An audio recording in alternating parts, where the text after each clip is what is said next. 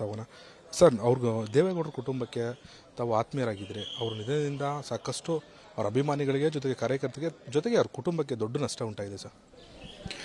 ಖಂಡಿತ. ಯಾಕೆಂದರೆ ದಾಂಪತ್ಯ ಅಂದರೆ ಹೇಗಿರಬೇಕು ಅನ್ನೋದನ್ನು ಅವ್ರನ್ನ ನೋಡಿ ಕಲಿಬೇಕು.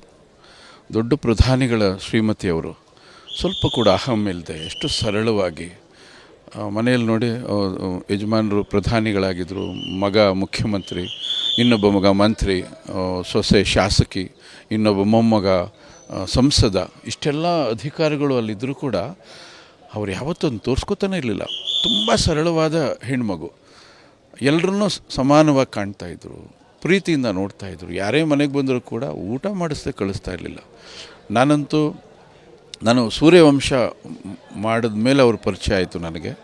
ಸೂರ್ಯವಂಶ ನೋಡಿದ ಮಾರನೇ ದಿನ ನನಗೆ ಫೋನ್ ಮಾಡಿ ನನ್ನನ್ನು ಮನೆಗೆ ಕರೆಸ್ಕೊಂಡು ಒಂದಷ್ಟು ಸ್ವೀಟ್ ಅವರೇ ಮಾಡಿದ ಸ್ವೀಟ್, ಅದೊಂದು ಒಬ್ಬಟ್ಟು ಮಾಡಿದರು.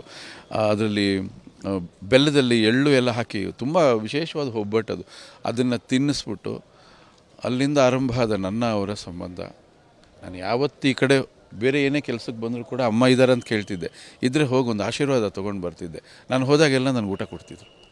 ಆಮೇಲೆ ಒಳ್ಳೊಳ್ಳೆ ಸಿನಿಮಾ ಮಾಡಪ್ಪ, ನಿನ್ನ ಸಿನಿಮಾ ಎಲ್ಲ ಜನಕ್ಕೆ ಮಾದರಿ ಆಗ್ತದೆ, ಒಳ್ಳೆ ಸಂದೇಶ ಕೊಡ್ತೀಯ ನೀನು ಅಂತ ನನಗೆ ಪರಿಪೂರ್ಣವಾಗಿ ಆಶೀರ್ವಾದ ಮಾಡ್ತಿದ್ರು. ನನ್ನ ಕುಟುಂಬದಲ್ಲಿ ಯಾವುದೇ ಒಂದು ಮಂಗಳ ಕಾರ್ಯ ಆಗಲಿ ಅಮ್ಮ ಮೊದಲು ಬರ್ತಾಯಿದ್ರು, ಆಮೇಲೆ ದೊಡ್ಡವರು ಬರ್ತಾಯಿದ್ರು. ಎಲ್ಲ ಮದುವೆ ಕಾರ್ಯಗಳಿಗೂ ದಂಪತಿಗಳು ಬಂದಿದ್ದಾರೆ, ನಮಗೆ ಆಶೀರ್ವಾದ ಮಾಡಿದ್ದಾರೆ.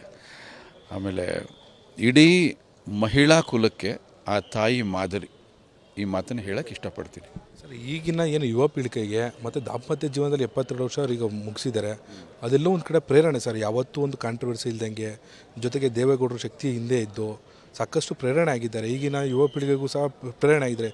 ಈಗ ನೋಡ್ತಿರ್ಬೋದು ಡೈವರ್ಸ್ ಕೇಸ್ಗಳೆಲ್ಲ ಅವ್ರಿಗೆ ಈ ಯುವ ಸಮುದಾಯಕ್ಕೆ ಸಾಕಷ್ಟು ಪ್ರೇರಣೆ ಆಗಿದ್ದಾರೆ. ಕಲಿಬೇಕು.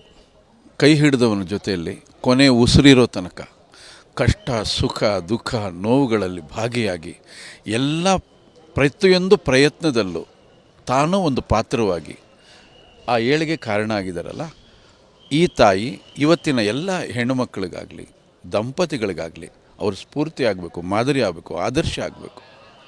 ಸರ್, ಅವರು ಯಜಮಾನರು ಪ್ರಧಾನಿ ಆಗಿದ್ದರು, ಅವ್ರ ಮಗ CM ಆಗಿದ್ದರೂ ಕೂಡ ಎಲ್ಲೂ ರಾಜಕೀಯವಾಗಿ ಅವರು ಮಾತಾಡಿದ್ದು ಇಲ್ಲ, ಜೊತೆಗೆ ಅವರು ಕಾಣಿಸ್ಕೊಂಡಿದ್ದು ಇಲ್ಲ. ಅವರ ಸರಳತೆ ಕೂಡ ಅಷ್ಟೇ ತುಂಬ ಇಂಪಾರ್ಟೆಂಟಾಗಿ ಕಾಣುತ್ತೆ ಸರ್. ನಾನು ಆಗಲೇ ಅದನ್ನೇ ಹೇಳಿದ್ದು. ಅವ್ರ ತಲೆಗೆ ಅದು ಹೋಗಲಿಲ್ಲ. ನಾನು ಪ್ರಧಾನಿಯವರು ಮಡದಿ, ನಾನು ಮುಖ್ಯಮಂತ್ರಿಯವ್ರ ತಾಯಿ, ಇದೆಲ್ಲ ಅವ್ರಿಗೆ ಅವರು ಕುಮಾರಣ್ಣ ಮುಖ್ಯಮಂತ್ರಿಗಳಾಗಿದ್ದಾಗ ಭಾಳ ಸಲ ನಾನು ಅಮ್ಮನ ಬಂದು ನೋಡಿದಾಗ ನಾನಾ ವಿಚಾರಗಳಿಗೆ ನೋಡಿದಾಗ ಅವರು ಬಹಳ ಬರ್ತಿರಲಿಲ್ಲ. ನನ್ನ ಮಗ ಇದ್ದಾನೆ ನೋಡ್ಕೋತಾರೆ, ಮುಖ್ಯಮಂತ್ರಿಗಳಿದ್ದಾರೆ ನೋಡ್ಕೋತಾರೆ, ಹಾಗೆ ಹೇಳ್ತಾಯಿದ್ರು ಅವರು. ಅದು ತುಂಬ ವಿರಳ ಅದು. ಯಾಕೆಂದರೆ ತಮ್ಮ ಕುಟುಂಬದ ಸದಸ್ಯನ ಅಧಿಕಾರವನ್ನು ದುರ್ಬಳಕೆ ಮಾಡ್ಕೊಳ್ಳೋಕೆ ಭಾಳ ಜನ ಇರ್ತಾರೆ ಇವತ್ತಿನ ಕಾಲದಲ್ಲಿ. ಆದರೆ ಈ ತಾಯಿ ಯಾವತ್ತೂ ಆ ಕೆಲಸ ಮಾಡಲಿಲ್ಲ. ಹಾಗಾಗಿ ಮಾದರಿಯಾದಂಥ ಕುಟುಂಬ ಇದು ಸದಾ ಕಾಲ. ಇತ್ತೀಚೆಗೆ ಕೊನೆ ಬಾರಿ ತಾವು ಭೇಟಿ ಮಾಡಿದ್ದು ಯಾವಾಗ ಸರ್? ನಾನೊಂದು 2 ವರ್ಷದ ಹಿಂದೆ ಬಂದಿದ್ದೆ. ಅವಾಗ ಆರೋಗ್ಯವಾಗಿದ್ದರು, ಚೆನ್ನಾಗಿದ್ದರು. ಅವ್ರ ಜೊತೆಯಲ್ಲೇ ಕೂತಿದ್ದೆ, ಮುದ್ದೆ ಮಸ್ಸೊಪ್ಪು ಊಟ ಮಾಡಿದೆ ಅವ್ರ ಮನೆಯಲ್ಲಿ. ಭಾಳ ಹೊತ್ತು ತಮಾಷೆ ಮಾಡ್ತಾಯಿದ್ದೆ. ಸ್ವಲ್ಪ ನಗಿಸ್ತೀನಿ ನಾನು ಬಂದರೆ, ಅಪ್ಪಾಜಿನೂ ಅಷ್ಟೇ, ಅವ್ರನ್ನೂ ಸ್ವಲ್ಪ ನಗಿಸ್ತೀನಿ, ಮಾತಾಡ್ತೀನಿ ಅವ್ರ ಜೊತೆಲಿ ಕೂತ್ಕೊಂಡು. ನಾನೊಬ್ಬ ಕುಟುಂಬದ ಸದಸ್ಯನ ರೀತಿಯಲ್ಲಿ ಬಂದು ಹೋಗ್ತೀನಿ ಹೊರತು ಇನ್ಯಾವುದೇ ಕಾರಣದಿಂದ ಅಲ್ಲಿಗೆ ಬರೋದೇ ಇಲ್ಲ. ನಾನು ಒಂದಷ್ಟು ಸಮಯ ನನಗೂ ಖುಷಿ ಆಗುತ್ತೆ, ಅವ್ರ ಆಶೀರ್ವಾದ ಸಿಗ್ತಾಯಿತ್ತು, ಅವ್ರಿಗೂ ನಾನು ಬಂದಾಗ ಖುಷಿ ಆಗ್ತಾಯಿತ್ತು. ಬಟ್ ಇವತ್ತು ದುಃಖ ಆಗ್ತಾಯಿದೆ. ಅಂಥ ಒಂದು ಮಾತೆ ನಮ್ಮನ್ನು ಬಿಟ್ಟು ಅಗಲಿದ್ದಾರೆ. ತುಂಬ ದುಃಖ ಆಗ್ತಿದೆ ನಮಗೆ. ಇದಿಷ್ಟು ಎಸ್ ನಾರಾಯಣ ಅವರ ಮಾತು. ಕ್ಯಾಮ್ರಾ ಪರ್ಸನ್ ನವೀನ್ ಜೊತೆ ಹನುಮಂತರಾಜು, PNS ವಿಸ್ತಾರ, ಬೆಂಗಳೂರು.